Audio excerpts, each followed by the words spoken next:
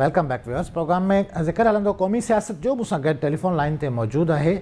कराची सां ताल्लुक़ रखंदड़ नाले वारो सहाफ़ी ऐं तजिया निगार काज़ी आसिफ़ साहब। काज़ी साहब अस्सलाम वालेकुम। काज़ी साहब, ही ख़बरूं हलनि पियूं दुबई में ख़ासि तौर ते पाकिस्तान पीपल्स पार्टी जी क़यादत आसिफ़ अली ज़रदारी, बिलावल भुट्टो ज़रदारी ऐं नून लीग जे तरफ़ां मियां मोहम्मद नवाज़ शरीफ़ ऐं मरियम नवाज़ शरीफ़ समेत ॿिनि अॻुवाणनि जूं मुलाक़ातूं थियूं आहिनि। ख़ासि तौर ते तव्हांजे इल्म में हूंदो त सैयद नासिर हुसैन शाह, शर्जील इल्हाम मेमण पिणु दुबई में हुया। गुज़िरियल जेके ही 2-3 ॾिहाड़ा रहिया आहिनि। छा पियो थिए? ख़बरूं इहे आहिनि त दुबई में मिसाक जमहूरियत खां पोइ मिसाक मईशत ते ॻाल्हि ॿोल थिए पई ऐं इम्कानी तौर ते पीपल्स पार्टी ऐं नून लीग जे तरफ़ां ईंदड़ जेका इलेक्शन आहे, जनरल इलेक्शन, उन में बि इतिहाद साम्हूं ईंदो ऐं थी सघे थो त मरकज़ी गवर्नमेंट बि इतिहाद ई अचे। महिरबानी गाली साईं, असल में शायदि जेका दुबई में ज़ाहिर पाकिस्तान जी ॿिनि वॾियुनि पार्टियुनि जी क़यादत जेका गॾु थी आहे, उनजो सबबु इन में को शक न आहे त पाकिस्तान में जेका मुआशी ख़राबियूं आहिनि या जेका मुआशी बदहाली आहे या जेके मुल्क इन इंतिहाई ॾुखी सूरत मां गुज़री रहियो आहे, उन मां कढण जे लाइ में थी सघे थो ॻाल्हियूं ॿोलियूं हलंदियूं हुजनि। ऐं ज़ाहिर आहे जेको इलेक्शन आहे, ईंदड़ जेके इलेक्शन थींदी ऐं वक़्त ते इलेक्शन कराइण सभ खां वॾो जेको आहे सो मुंहिंजे ख़्याल में हुनजो टारगेट आहे त जेकॾहिं वक़्त खां अॻु में इलेक्शन थींदी, वक़्त में सारी जंहिं वक़्त ते जेको तय थियल वक़्तु आहे उन ते इलेक्शन थींदी त पाकिस्तान में जमहूरियत जे लाइ बहितर ॻाल्हि थी सघे थी।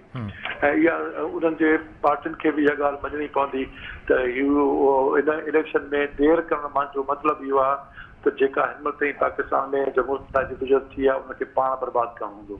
सो कुझु दुनियूं त उहे आहिनि जेके चाहिनि थियूं त इलेक्शन अञा जेका निगरान गवर्नमेंट अचे उनखे जेको आहे सो 2 सालनि जो 3 साल जो वक़्तु ॾिनो वञे त जीअं जेको आहे सो बाक़ी मामला हल करे सघनि। त मुंहिंजे ख़्याल में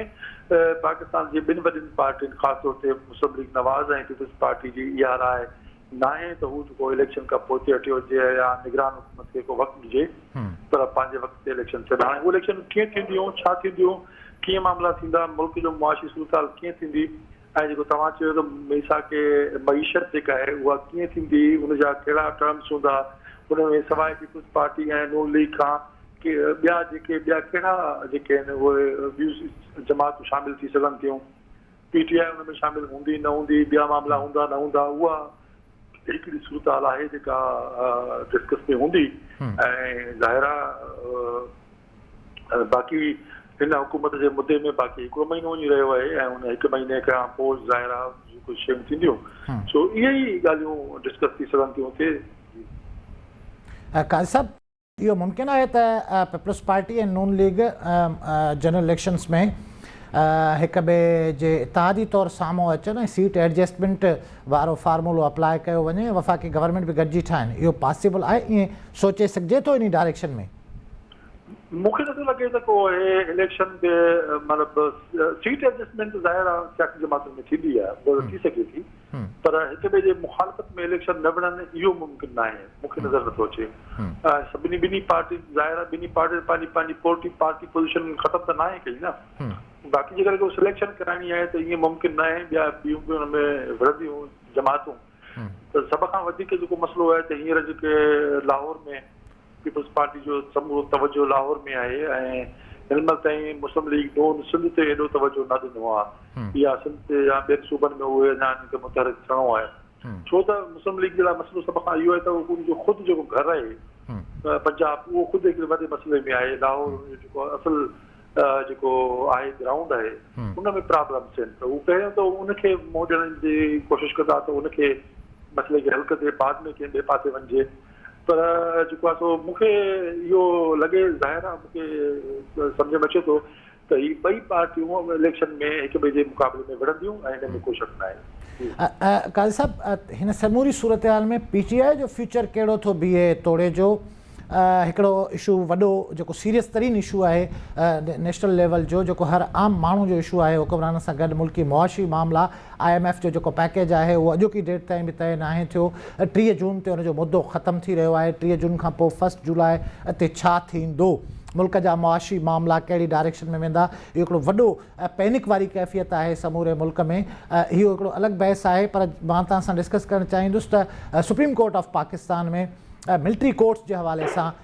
पटिशन हले पई, तोड़े जो बेंच बार बार टुटी आहे, मुख़्तलिफ़ जज साहिबान जा इख़्तिलाफ़ी नोट बि साम्हूं अचनि पिया। इन समूरी सूरत हाल में तहरीक इंसाफ़ जो जेको फ्यूचर आहे जनरल इलेक्शंस में उहो तव्हां कीअं पिया ॾिसो? तहरीक इंसाफ़ जो जेको फ्यूचर आहे उहो हुननि मूंखे बहितरात हुनखे इलेक्शन में हिसो वठणु घुरिजे ऐं हिकु सियासी पार्टी तौर ते वठणु घुरिजे, पर सूरत हाल हुननि अहिड़ी बिगाड़े छॾी आहे जो हुनजे लाइ इहो प्रॉब्लम ज़रूरु थींदो त हू जेके इंतिहाई संगीन क़िस्म जे नोवे जा मथां इल्ज़ाम आहिनि उन इल्ज़ाम हू कीअं जान छॾाइनि, या जेकॾहिं असल में जो तहरीक इंसाफ़ जो चेयरमैन आहे उहो केसि ताईं जेको आहे सो अॻियां सस्टेन करे सघे थो, केसि ताईं नथो करे सघे। त हिकु पार्टी जे हवाले सां त हुनजो कीअं सूरत हाल रहंदी उहा हिकु महीने 15 ॾींहंनि में ॻाल्हि त वाज़े थी वेंदी त उहा कई वेंदी, पर हुनजो जेके संभालण वारा आहिनि जीअं शाह मोहम्मद कुरैशी साहिबु जेकॾहिं अॻियां अचे थो ऐं उहो हिन पार्टी खे हलाइणु चाहे थो त मुंहिंजे ख़्याल में त न एस्टेब्लिशमेंट खे न ॿियनि खे शायदि को ते एतिराज़ हुजे त उहो पार्टी हिसो न वठे, पर हुनजी कुझु कंडीशन्स हूंदियूं, थी सघे थो अॻियां उहे ख़बर पवे। पर हिकु जमहूरी मुल्क में मुंहिंजे ख़्याल में सभिनी सियासी जमातुनि खे हिसो वठणु घुरिजे सूबनि में ऐं अवामी फ़ैसिलो करे त छा थियणो आहे।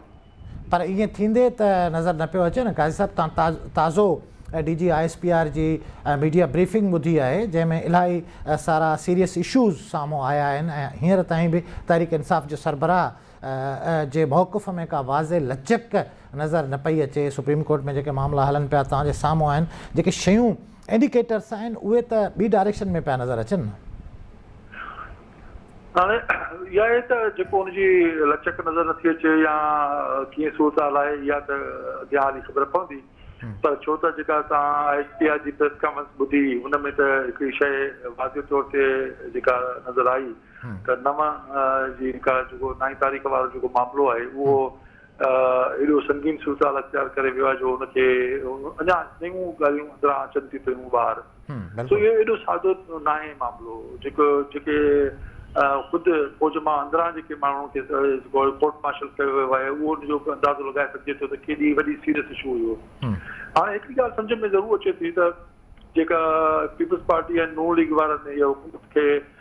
जेको नो कॉन्फिडेंस जे ज़रिए या अदम एतमाद जे ज़रिए हटायो हो त अॻ में इहा ॻाल्हि सम्झ में शायदि ईअं हुजे त एॾी वॾी रिस्क जेका हिननि खईं हुनजे पोयां हिकिड़ी ॻाल्हि हाणे वाज़े आहे त बिल्कुलु कोई वॾी ॻाल्हि एॾी साज़िश हुई जेका ॿुधायो पियो वञे त ईंदड़ 30 सालनि ताईं जेको प्रोग्राम आहे मुख़्तलिफ़ हवाले सां इमरान साहिब खान अॻिते खणी हलंदो, हुनजो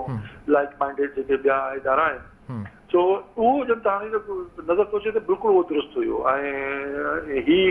जेकॾहिं अरिड़हीं तरमीम आहे, सूबाई ख़ुदमुख़्तियारी आहे, सूबनि जा ॿिया मामला आहिनि, उन्हनि खे बिल्डोज़ करे ऐं रुगो पंहिंजी बादशाहत क़ाइमु करणी हुई त पोइ हिनखे ज़ाहिरा माण्हू